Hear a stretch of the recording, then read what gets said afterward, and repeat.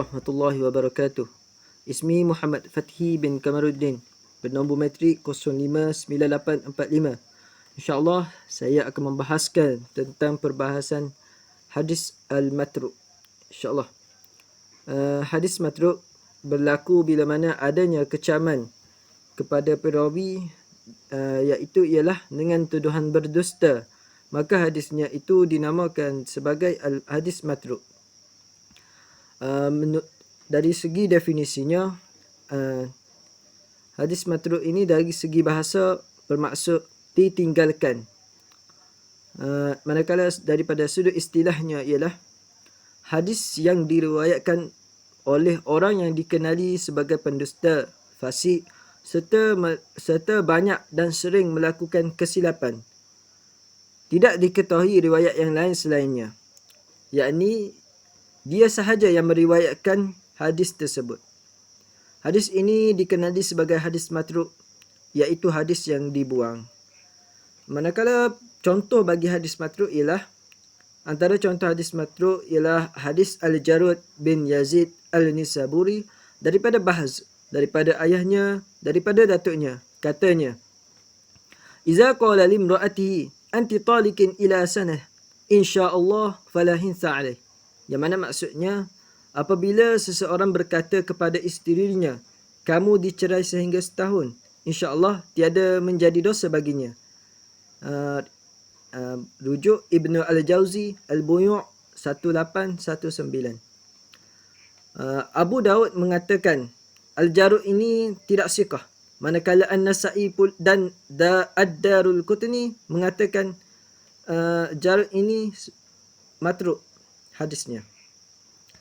Manakala contoh bagi sanad matruk pula ialah riwayat Amru bin Syamir daripada Jabir Al-Ju'fi daripada Al-Harith daripada Ali marfu' kepada Nabi sallallahu alaihi wasallam,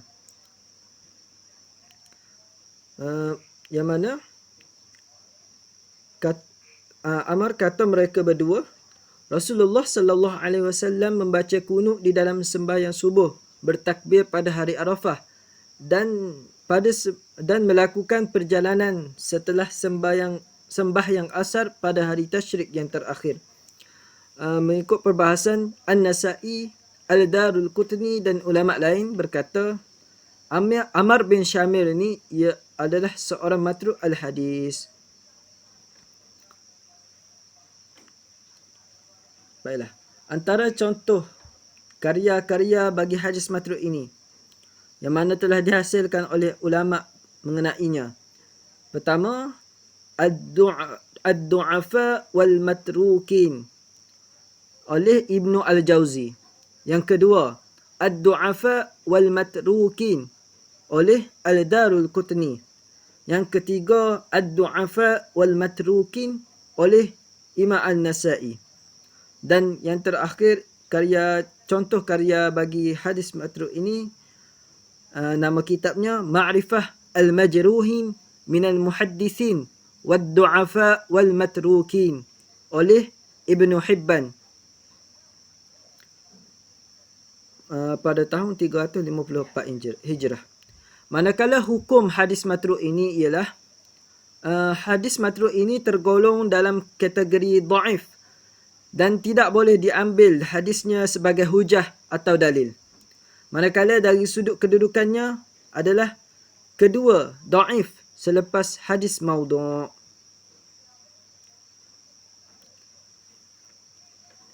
Dan mengenai kedudukan ni, kita telah pun mengetahui bahawa hadis dhaif ni adalah yang paling jelek, yang paling buruk kedudukannya. Kemudian hadis matruk, kemudian hadis munkar, kemudian hadis mu'allal, kemudian hadis mudraj, kemudian hadis makhluk dan mudtarib. Beginilah tertib kedudukan yang telah dikemukakan oleh Imam Hafiz Ibnu Hajar.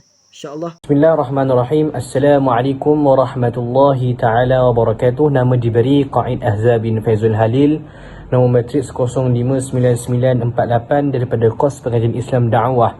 Jadi insyaAllah pada hari yang berbahagia ini saya akan membentangkan satu tajuk, iaitu tajuk tentang hadis munkar. Dan hadis munkar ini disebabkan kecaman pada perawi itu ialah kesilapan yang jelek ataupun buruk, atau sering lalai, maka hadis itu dinamakan hadis munkar sebagai permulaan. Jadi kita teruskan pada ta'rifnya, iaitu ta'rif yang pertama, lughatan wa ismun maf'ul min inkar didduhu iqrar, iaitu dari segi bahasa ia adalah kata nama objek daripada al-inkar, yang bermaksud perkara-perkara yang mengingkari lawan. Mengingkari maknanya perkara-perkara yang mungkar, yang salah. Kita terus pergi kepada istilahan, iaitu arrafa al-ulama al-hadis al-munkara bi ta'rifatin mutaaddidatin, iaitu para ulama telah berpendapat bahawa hadis munkar ini mempunyai banyak ta'rif, yang masyhurnya ashhuruha ta'rifani wahuma, iaitu ada dua ta'rif yang masyhur, iaitu yang pertama huwal hadis alladhi fi isnadihi rawin fahusha ghalatuhu aw kathurat ghaflatuhu aw zuhara fiskuhu, iaitu maksudnya dari segi istilah pula. Dari segi istilah, hadis yang terdapat di dalam sanad itu perawi yang buruk, perawi yang jelek kesilapannya, itu yang buruk kesilapannya, atau sering lalai, iaitu sering lupa atau jelas kefasikannya, atau jelas zahara fiskuhu, iaitu jelas kefasikannya. Wa hadha ta'rifu dzakarahu hafizu Ibnu Hajarin nasabuhu li ghairihi.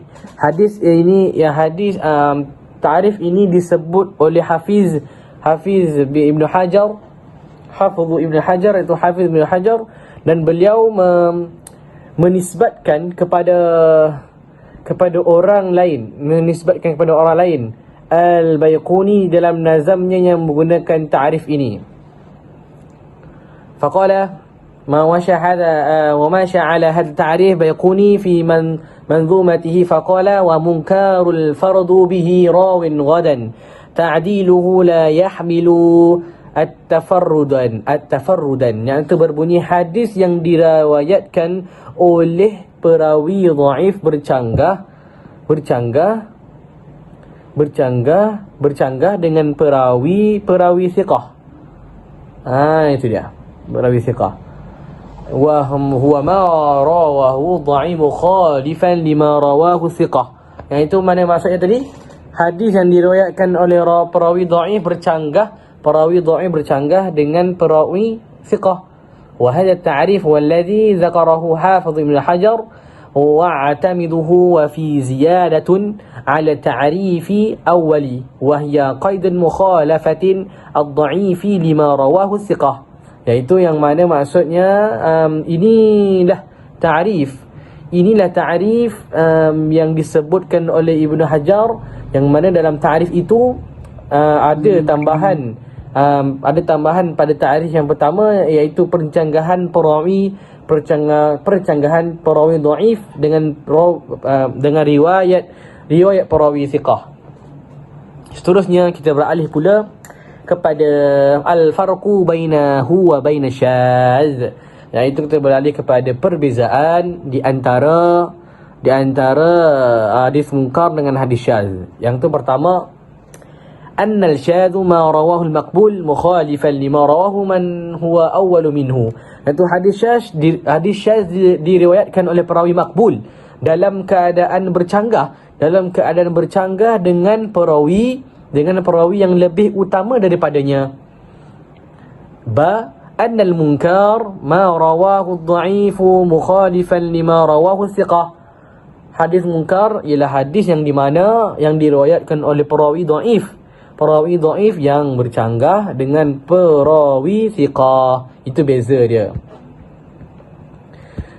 فيعلم من هذا أنهما يشتركان في اشتراط المخالفة ويفترقان في أن الشاذ راويه مقبول والمنكر راويه ضعيف قال ابن حجر وقد غفل من سو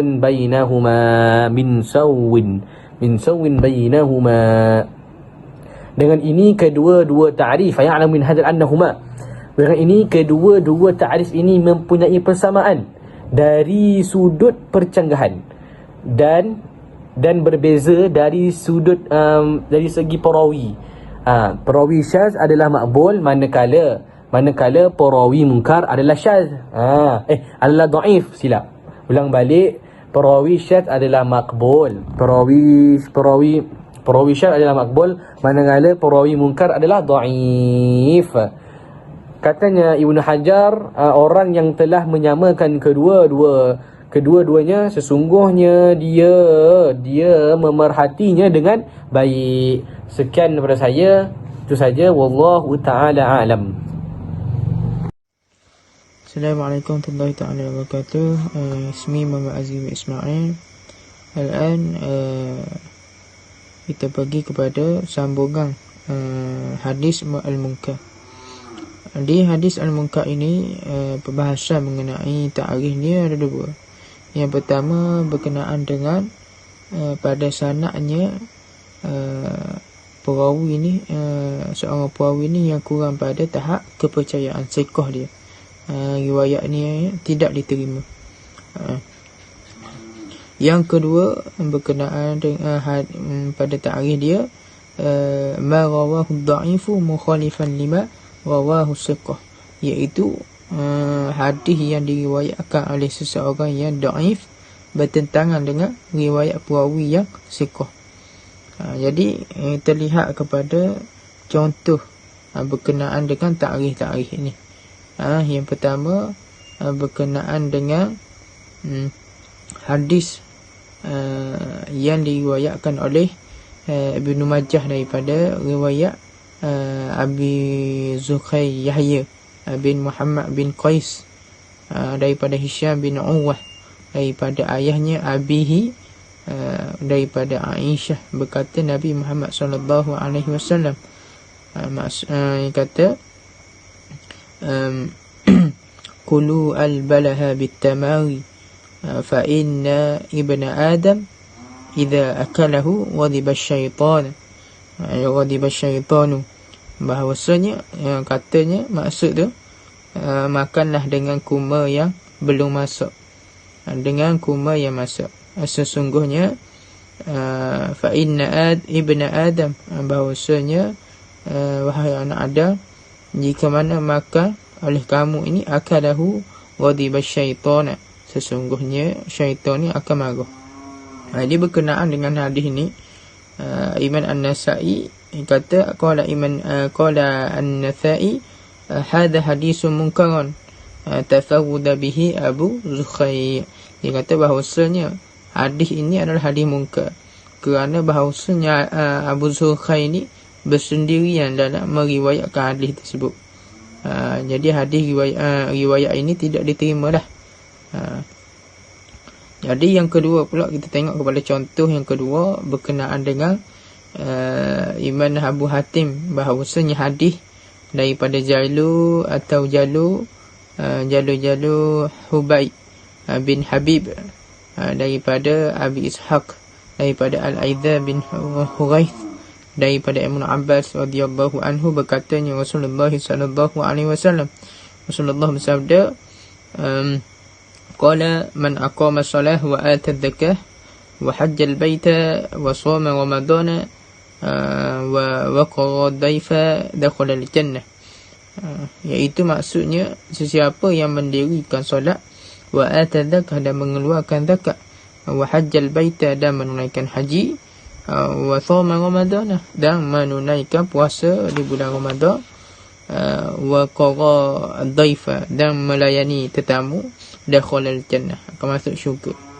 Jadi berkenaan dengan hadis ini, qala Ibnu Hatim, kata Ibnu Hatim, qala Abu Hatim, huwa munkarun, hadis ini adalah hadis munkar kerana li'annahu ghairu min as-siqati rawahu an Abi Ishaq. Bahawasanya hadis ini hadis yang munkar kerana tidak daripada yang siqah, perawi yang tidak siqah, rawahu daripada Abi Ishaq. Kerana kerana perawi lain ini yang tidak dipercayai meriwayatkan hadis ini selain daripada jalan Hubai melalui jalur-jalur Ibnu Abbas radhiyallahu anhu adalah mauquf wa huwal ma'ruf. Bahwasanya keadaan ini adalah diketahui lah, gitu. Jadi inilah sedikit berkenaan dengan hadis munkar. Moga-moga dapat difahamilah berkaitan dengan hadis tersebut. Jadi hukum yang terakhir sekali, hukum tersebut, hukum hadis munkar ini adalah termasuk di dalam hadis yang ditolak dan hadis yang tidak diterima. Kerana hadis munkar ini tidak boleh sampai kepada tahap hasan li ghairihi. Wallahu a'lam. Assalamualaikum. Assalamualaikum warahmatullahi wabarakatuh. Saya Muhammad Nur Aiman bin Nur Syam akan menerangkan tentang hadis ma'ruf. Al-lughah huwa ism maf'ul man arafa. Dari segi bahasa, ma'ruf adalah ism maf'ul daripada perkataan arafa. Istilahan ma rawahu siqah mukhalifan lima rawahu ad-dhaif. Dari segi istilah adalah hadis ma'ruf adalah yang diriwayatkan oleh rawi yang siqah yang berselisih dengan rawi yang dhaif. Al-makna muqabil lil munkar atau bitakbir adaqa huwa muqabil li ta'rif al-munkar allazi i'timaduhu al-Hafiz Ibnu Hajar. Maknanya hadis ma'ruf berlawanan dengan hadis munkar, iaitu hadis munkar hadis yang diriwayatkan oleh rawi yang lemah dan berselisih dengan rawi yang kuat, rawi yang siqah. Contoh bagi hadis ma'ruf akan diterangkan oleh rakan saya. Assalamualaikum. Bismillahirrahmanirrahim. Seterusnya kita pergi kepada contohnya. Sebelum saya mula, jika saya memperkenalkan diri, nama saya Muhammad Amir Rajin bin Azhar, nombor metrik 060140. Okay, kita pergi kepada contohnya, mithaluhu. Ma mithaluhu bahawa amsalu asani alladhi marra fi nu'ul munkar. Apakah contoh baginda? Maksudnya, apakah contoh baginda? Ia adalah contoh kedua yang telah berlalu pada jenis munkar.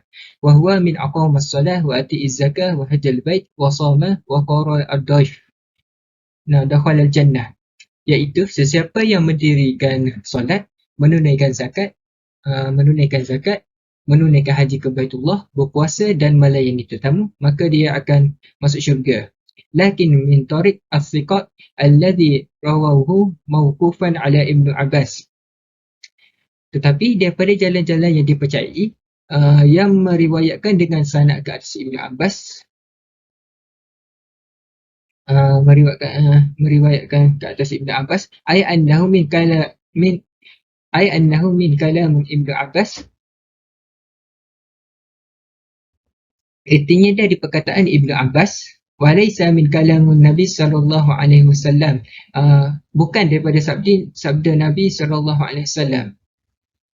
Wa huwa akas rawayatu Habibi alladhi rawahu marfu'an.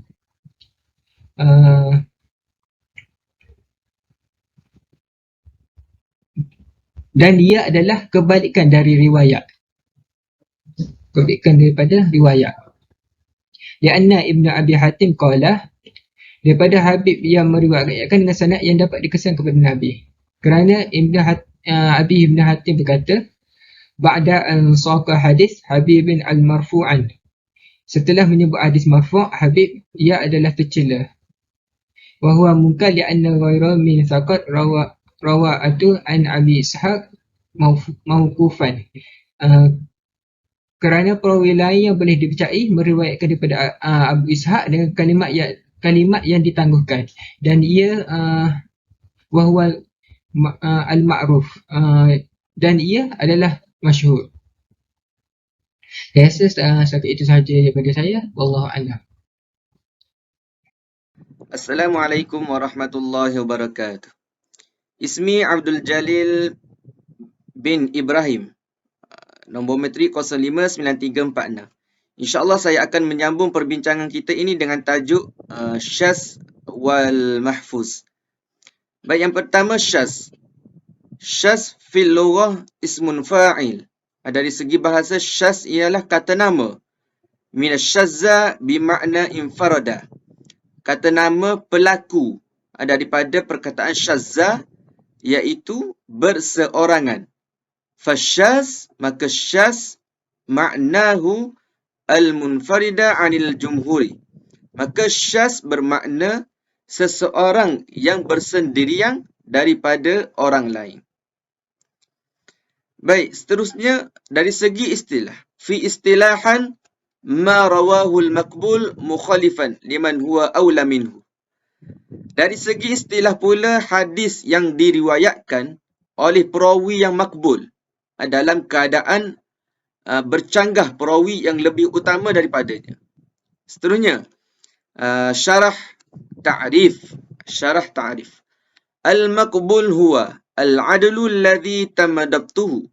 Perawi yang makbul ialah perawi adil yang sempurna ketepatannya.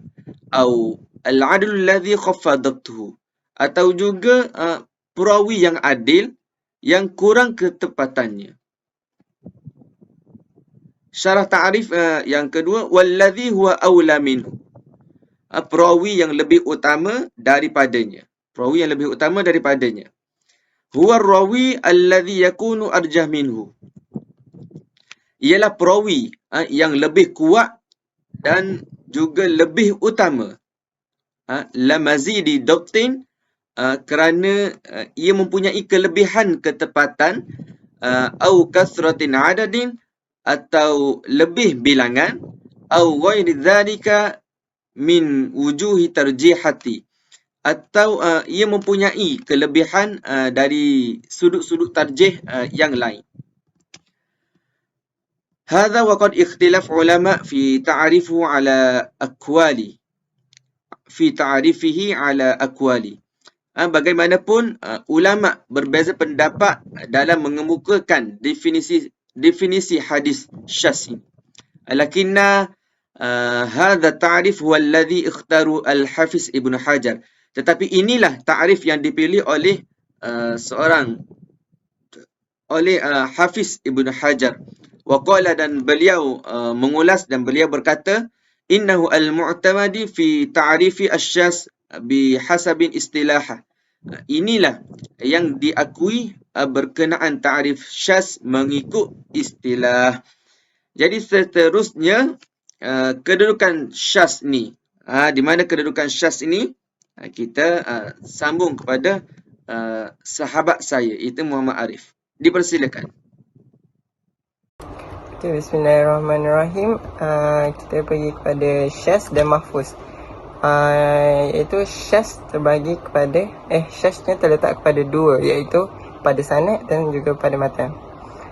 Salah satu contoh hadis syaz pada sanad iaitu hadis daripada Ibnu Unayyah dan Ibnu Jurayj, yang meriwayatkan daripada Amr bin Dinar, daripada Ausajah, daripada Ibnu Abbas. Itu apa hadisnya?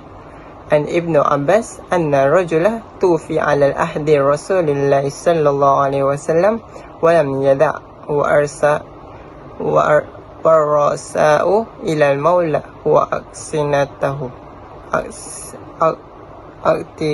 aktikahu. Sayyidina Abbas berkata, ada seorang lelaki, ia meninggal ketika zaman Nabi Muhammad sallallahu alaihi wasallam dan dia tidak mempunyai waris, melainkan hambanya yang ia telah bebaskan. Maka Nabi Muhammad SAW memberikan hamba itu segala harta pusaka tuannya kepada dia.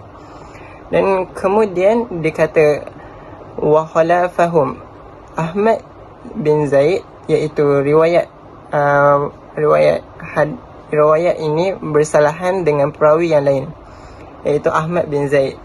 yang mana Ahmad bin Zaid dia meriwayatkan daripada Amr bin Dinar daripada Aus saja, dan dia telah melangkah, iaitu dia tidak menyebutkan nama Ibnu Abbas tetapi dia terus kepada Nabi Muhammad SAW.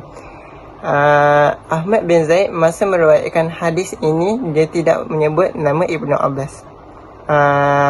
Jadi Ibnu Hatim ada menyebut bahawa qala Ibnu Hatim al-Mahfuz al-Hadis Ibnu Unayyah, yang mana ianya terpelihara, iaitu mahfuz daripada hadis Ibnu Unayyah, sebab Ibnu Unayyah majoriti ada yang menyokong dia, iaitu antara salah satunya ialah Ibnu Jurayj, manakala Ahmad bin Zaid bersendirian ketika meriwayatkan hadis ini. Itu syaz pada matan, syaz pada sanad. Dia ada dua, syaz pada sanad dan syaz juga pada matan. Seterusnya pergi kepada mahfuz. Al-mahfuz pula, apa yang dimaksudkan dengan al-mahfuz? Al-mahfuz ialah hadis yang berlawanan dengan syaz, iaitu mahfuz ialah hadis yang diriwayatkan oleh perawi yang lebih siqah dalam keadaan bercanggah, dan perawi yang siqah contohnya adalah sama seperti dengan bahagian syaz tadi. Baik, sebelum melabur tirai, kita sambung satu sahaja lagi, iaitu hukum syaz wal mahfuz, hukum hadis syaz dan mahfuz. Asyaz huwa hadis mardud. Sebagaimana diketahui, syaz ini adalah hadis yang ditolak oleh sesuatu hadis. Jadi, sesuatu hadis yang diriwayatkan oleh seorang periwayat yang thiqah berada dalam keadaan syaz berbanding dengan hadis yang diriwayatkan oleh periwayat-periwayat lain yang lebih thiqah, iaitu yang lebih dipercayai benar perkhabarannya. Sama ada syaz itu berlaku pada sanad atau matan hadis. Itu hadis syaz. Yang mana hadis syaz adalah hadis yang ditolak, hadis mardud. Wal mahfuz huwa hadis makbul. Manakala hadis mahfuz adalah hadis yang hadis makbul. Sekian sahaja daripada kumpulan kami.